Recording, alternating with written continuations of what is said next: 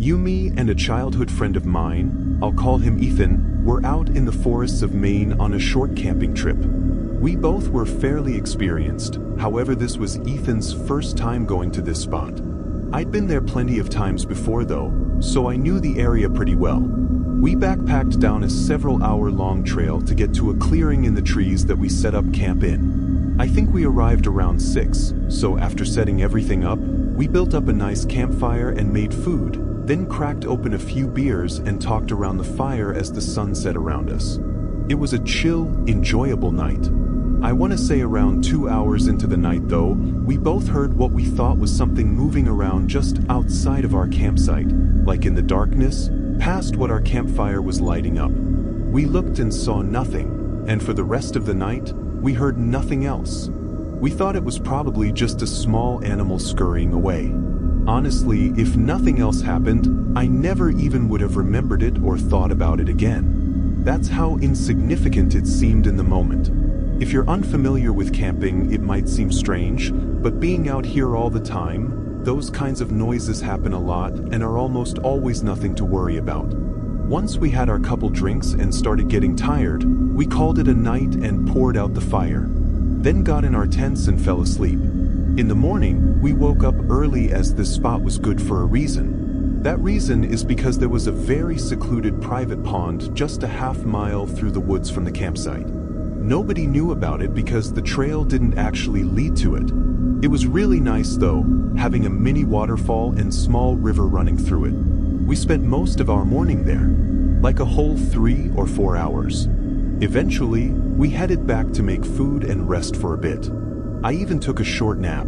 Again though, around 6, the sun was getting lower and we hadn't collected any firewood yet for the campfire. Most of the dry sticks lying around the camp we used up last night, so I had to do a little more searching to collect what we needed. Midway through, Ethan said he was going to take a walk around and just explore the other areas, but would pick up whatever he could on his way back. I said sure, and just continued grabbing sticks off the ground. Ethan did this pretty much every time we were out camping. I think he just enjoyed having some time to spend alone and to just take in the nature. Anyway, I got a good amount of firewood and sat back down at the camp, just wasting time until Ethan got back so I could start the fire. The sun got lower and lower, and eventually I just kind of realized it had been a strangely long time since he'd left. Usually he wasn't out this long, and he was experienced enough to know to not be wandering the woods so close to sunset. The only way we had to keep in contact out here, where there's no service, is through our small satellite messengers. We kept them on us at all times, in our small waste packs, along with bear spray and other stuff like that. It's usually more of an SOS device, but in situations like this, it came in handy too. I pulled mine out to send him a message, but saw that he'd already sent me one just a few minutes ago. Ethan said he got kinda lost, but happened to stumble back to the pond. I sent a message saying to just stay there and I'll hurry over to lead him back. Being lost, it's always best just to stay put and not risk getting any more lost. And both me and Ethan knew that. So, me knowing the area, I quickly started heading to the pond. At this point, it was really just a race against the sun. Even having headlamps and knowing the area during the day, it would still be really easy to get lost at night. I got about halfway to the pond, maybe 4 or 5 minutes away, when I got another message. I reached into my bag and checked it, assuming it was just going to be him checking in or asking for an ET. But Ethan sent the words, "I see you." What did he mean, "I see you"? I wasn't even near the pond yet. I stopped and looked around, confused and not seeing him anywhere. I said I wasn't there yet and didn't see him. Slightly worried, I started moving faster, basically running to the pond. I got there quickly, running up to the tree before the water. Ethan wasn't there. From where I was, I could see the whole tree around the pond and he wasn't anywhere around. I felt blood rush from my face and pulled the messenger back out. My last message saying that I didn't see him hadn't been opened. I called out his name, hearing my voice echo through the trees. The sun was nearly gone and the forest was getting quieter and darker. Maybe he already started heading back, like he somehow remembered the way. I don't know why he would, but where else would he be? With the daylight practically gone, I knew it was safest for me to head back and figure things out from the camp. I didn't start the fire yet, so if I waited too long, I'd never be able to find the campsite in the dark. I began walking, feeling uneasy as I moved through the trees and felt the woods get darker and darker. All I could think about was the ominous last message she sent. "I see you." It was nearly pitch black by the time I was a minute or so from the clearing. But then I saw something. A flickering orange glow, right from where the campsite was. As I got closer, I could see that the campfire was lit and someone was standing right by it. I started approaching, feeling a wave of relief knowing Ethan had made it back safely. But when I got closer, the person suddenly shifted and looked toward me, then sprinted away from the fire and out of the campsite. Heart pumping, I ran up, confused and terrified. That wasn't Ethan. I pulled my messenger back out and started spamming texts. At this point, I was seriously worried and disturbed by what was going on. But just a minute or so later, Ethan came running out of the woods and into the campsite. He had a face of both fear and relief. He immediately said we had to go. I agreed, mentioning the guy I saw by the fire and him saying it was likely the same guy he saw approaching him by the pond. He said he thought it was me until he got closer and realized it was someone else. Apparently then, Ethan tried asking if the guy knew how to get back to the trail, but the man didn't respond. He just kept walking forward, revealing a really unsettling smile across his face. And according to Ethan, something about him looked really off, like his face was uncanny. Something just wasn't normal about it. This sent him into a panic, where he just ran in the direction he thought was most likely toward the campsite, getting lost again, but eventually seeing the fire and going toward it. We packed and left. The hike back was unnerving to say the least, but we did manage to get to our car and leave. This event made me rethink back on the whole camping trip, remembering the movement we heard outside of our camp on the first night and just putting all the pieces together. Likely the man that was out there was watching us the whole time, waiting for one of us to be alone. Even just thinking about his presence outside of our campsite as we were talking, sleeping, and everything completely unknown to us is extremely disturbing. We still talk about that camping trip every now and again, but never plan to go back to those woods.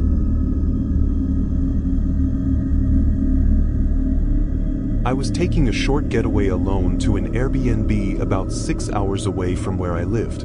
I didn't choose it for any reason in particular. I just opened the map on Airbnb and looked for something cheap and somewhat isolated in a smaller town, just so I could get out of the city and enjoy some quiet for a few days. I didn't actually care about how nice the town was because I planned to be in the Airbnb pretty much the whole time. The house I booked was alone in a small forest inside of this really small town, and it was the only house listed on Airbnb for that whole area. The good price reeled me in though. I made the drive mostly through empty wooded roads until I got to the house. I guess it was more of a cabin though, if I'm being honest. It was older and surrounded by trees with no other houses or buildings in sight.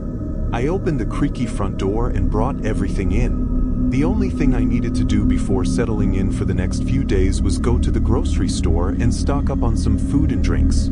I drove into town. It was mid-afternoon, but there were almost no other cars or people out. Maybe it was just because I was from the city, but even for a small town like this, it felt like I was driving through a ghost town. And when I walked through the grocery store, it was just as empty. The few people I did pass by though gave me a strange cold look, following me with their eyes as I passed by them. It almost felt like they all somehow knew that I wasn't from here and they didn't like it.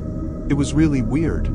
I got what I needed and headed back to the cabin. By then, I think I'd mostly decided that I was just being paranoid. Over nothing. There's no way those people actually cared who I was. I was just some random person in a grocery store. I shook it off and felt better knowing I wasn't going into town for the rest of the trip anyway. I unpacked and watched TV in the living room. That whole night and the next day was nice and quiet. That following night though, it was pouring outside. A storm had rolled in, and didn't seem like it was going to stop or slow down anytime soon. I was cozied up inside, of course, laying on the couch half asleep when there was a knock at the door to the cabin. I shot up and looked at the door. There's no way someone was outside the house in the middle of this storm. I checked my phone and saw no texts or anything from the Airbnb host. It was also just that one knock at the door. After maybe 30 seconds, I got up and walked over. When I looked out, I didn't see anyone, although it was really dark and there was no porch light, so without opening the door, I couldn't make out all that much. As the minutes passed, my mind stumbled to every possibility that wasn't someone knocking at the door, like maybe the storm blowing something over, or even me dreaming it while being half asleep. I think I really just didn't want to believe someone was out there, because I knew how unsettling that would be. I laid back down on the couch and had the TV on, sort of paying half attention and just laying there. A decent amount of time went by. I wasn't keeping track, but if I had to guess, I'd say about an hour. The TV was fairly quiet, but the storm was still going on. Between those sounds, though, there was a sudden cough behind me, like a man quickly coughing and trying to cover the sound. I jolted my head back and looked, immediately seeing something move away from the outside of the window. I'd only caught a split second of it, not enough to even make out if it was a reflection or a figure, but obviously hearing the cough gave it away.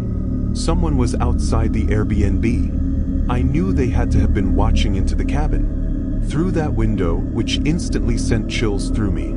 I grabbed my phone and dialed 911, telling them I think I was being stalked and that someone was creeping around outside. The storm was too loud for me to hear any footsteps, so I had no idea if they ran away or were still around out there. I was relieved when a police officer showed up only 3 minutes later. I opened the door and started explaining what was going on. But the officer was visibly unbothered by anything. When I finished explaining, he just responded with, "That's it," as if it was no big deal. The officer didn't take down any notes or anything. He had that same cold look as everyone else in the town. He almost seemed mad at me, like he was genuinely upset for making him come out into the storm to help me. He said he didn't see anyone when he pulled in, so if something actually happens, then to call. Before I could say anything else, he turned his back on me and drove away. I honestly couldn't believe it. That made me feel even less safe and even more disturbed by whatever the hell was going on in this town. This whole town had me on edge, and knowing something wasn't right, I decided to call it early and just get out of there. I locked the door and started rushing to pack my things. I was only able to get my backpack opened and begin stuffing clothes into it. So like maybe 60 seconds went by after the officer left before heavy knocks slammed against the front door again. But this time they didn't leave. They continued to bang on the door. I only checked out of the bedroom window, confirming the cop car was gone. So I knew this was whoever had been watching me. I hurried, packing everything I could in just 3 or 4 minutes. I thought about calling the cops again, but honestly, I felt like it would somehow only get me in trouble, or that the cop would somehow take the other guy's side even if he did catch them. But then they suddenly stopped knocking. The storm felt like it got increasingly louder. I couldn't hear if they left or not. So I quietly walked up to the door and looked out. I saw nothing. No one was out there. I knew I needed to leave whenever I had the chance. So I had my backpack on and my car keys ready. I was at the door for about a minute or so before I just happened to glance back. And again, at that same window, I saw something move. I knew this was my only chance to make a run for it. I swung open the door and fled out of the cabin into the storm. My heart was racing, knowing the person was probably running around the house to get to me. I got in my car, turned it on, and pulled out of the driveway. With the heavy downpour, I couldn't even see more than 10 feet ahead, so I don't know if they had chased me or not. They could have even been right behind me, running up to the car as I pulled away, and I wouldn't have been able to see them. I drove down the forested driveway until I got to the road, then left town and drove all the way home without stopping. That was the most unsettling and creepy experience of my life. And I think it's worse because I don't know why any of it was happening, or even who it was creeping around the cabin, watching me through the windows and banging on the door. I keep thinking about the weird feeling I got in that town, thinking maybe people knew that the cabin was an Airbnb, and them hating outsiders for some reason, They went to extreme measures to get rid of me. It almost gave me the feeling that I was in the middle of a town that was all part of a private cult or something. If I decided to stay that night, things might have escalated past the point of no return. Luckily, I didn't have to find out, though.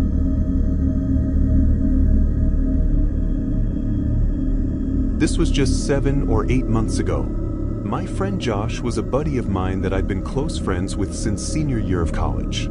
So about 3 years at the time. We were really close that last year of college, but due to jobs and everything after college, I ended up moving to a city about 3 hours away from him. We hadn't seen each other since then, so well over a year, but we remained in contact and still really good friends. Constantly staying up late gaming together and texting during the days, regular stuff like that. But on a Thursday, kind of out of the blue, he called me saying his girlfriend was gone for the weekend and asking if I wanted to hang out and spend the weekend at his place, weirdly on the call. He sounded like he just woke up or was really tired or something, but whatever, I had no plans that weekend and hadn't had a chance to see him for a long time, so I said I'd be there. I spent that night packing, and on Friday morning, I drove down there. The drive took up most of my day, because I had to make a couple stops to pick up some drinks and whatnot. But at 4:30, I made it to his house. This place, Josh and his girlfriend of 4 or 5 years, had rushed to buy right out of college. They both already had jobs and everything, and the house was super cheap. Old for sure, but cheap nonetheless. It was kinda trashy and out in the middle of nowhere, 30 minutes from the college we went to. Not really in a neighborhood or anything. I went up and knocked on the door, then knocked again. I think I was waiting outside for whole 5 minutes before he finally answered the door and invited me in. Immediately I noticed how different he looked. He had this really tired expression covering his face. He usually had a ton of energy, so this was kind of strange. I thought maybe he was just having an off day or something though. We hung out and played some Xbox for a bit and having a few drinks. Mostly just catching up and hanging out like we used to. Still, Josh was noticeably a lot different than he was just a year ago, or even when we'd game online. In person though, he acted like a completely different person altogether. Honestly, it kind of felt like he didn't even want to be hanging out with me. Again, I thought he had to have just been having an unusual day. I mean, we all have them. But as it got later, and before drinking too much, I threw it out there that maybe we should just hit the hay early. Go to bed now, so we could be re-energized for the whole day tomorrow. But through his droopy eyes and tired, gravelly voice, he said we should stay up tonight. It seemed like he was barely even able to stay awake, so this was getting really weird.